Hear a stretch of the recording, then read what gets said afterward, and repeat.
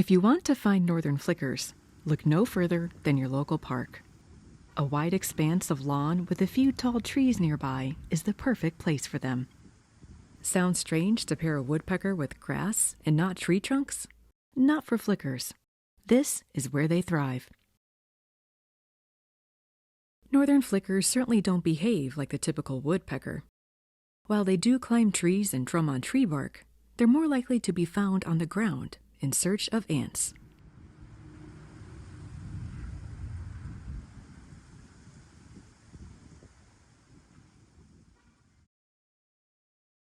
Their plumage is quite striking, with a black bib, black spots on the chest, and horizontal barring on the back. They also have white feathers on the rump. I have to wonder if the patterning on the front is for the ant's perspective, perhaps meant to confuse the ant or obstruct the flicker's shape. But that's just a guess on my part. And then notice the shape of their bill. It's slightly down-curved and is used more like a pickaxe versus a chisel shape in the case of other woodpeckers. This shape makes it less ideal for excavating wood, but excellent for hammering into softer surfaces like soil. Found mostly in Canada and the US, there are two forms you'll find: the yellow-shafted in the east and the red-shafted in the west. Just like it sounds, the shafts of their flight feathers and tail feathers are colored yellow or red. If you see them in flight from underneath, you will see these colors really stand out. There are a few other differences between the two, the most obvious being the color of the malar stripe. Also note the difference in the color of the face, neck, and crown, as well as the red boomerang shape on the nape of the yellow-shafted, which is lacking in the red-shafted. Hybrids develop where their ranges overlap, which is between the Great Plains and Rocky Mountains. I had the good fortune of seeing one of these in spring of this year, doing territorial drumming on this tree stump. This image is dark, but when we take a closer look, we can see that the male has both the red marking of the yellow-shafted and the red malar stripe of the red-shafted. Also note the color of the crown, which is brownish. Female northern flickers of both color forms lack the malar stripe. If you look closely at this female red-shafted here, you can see that the malar area is quite defined and looks like it has a different texture than the feathers around it. Female yellow-shafted flickers have the red marking on the nape like the male, so the malar stripe or lack thereof is the unmistakable identifier.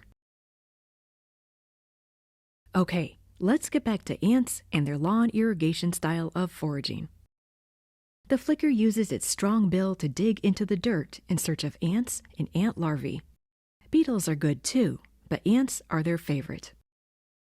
Their tongues are long. In fact, they're so long that they can extend about 2 inches from the tip of their bill. It's also flat and barbed, and their saliva is very sticky, perfect for reaching down into an anthill. It essentially functions like a moving ant trap. They eat hundreds, if not thousands of ants, swallowing them whole. This is quite a dangerous job, but they have several lines of defense.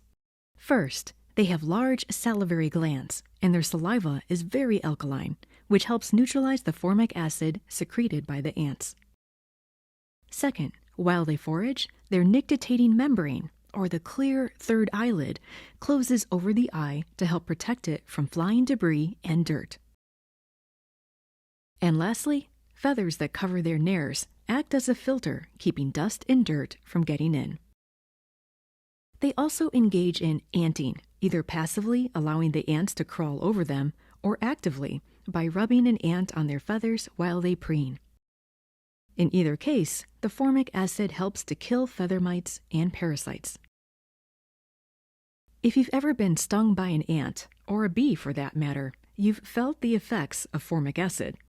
It's amazing how flickers leverage this otherwise harmful compound for their benefit. In times of year when ants aren't readily available, they eat fruit, seeds, nuts, and suet.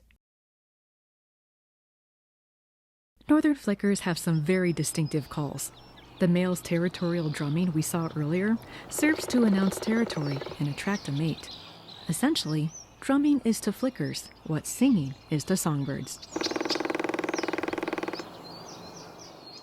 In addition to tree stumps, they may also drum on top of light posts, barbecue grills, metal chimney caps, the roof of houses, the hood of a car, or electrical transformers. Anything that is loud and resonant is ideal.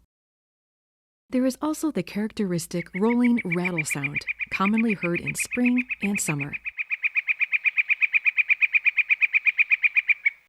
And the loud single note call used to identify individuals and communicate with other flickers.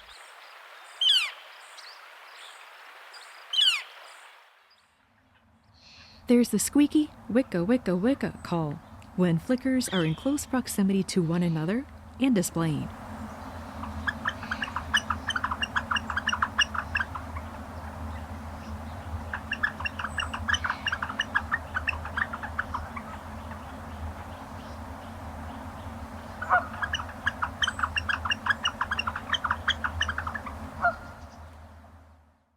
Nestlings make a buzzing sound when they hear something approaching the nest.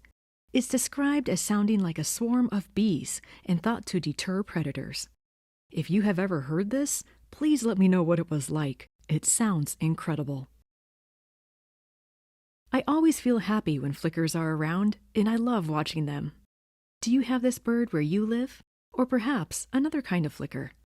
Feel free to leave a comment down below. Thank you for watching. That's all for this time.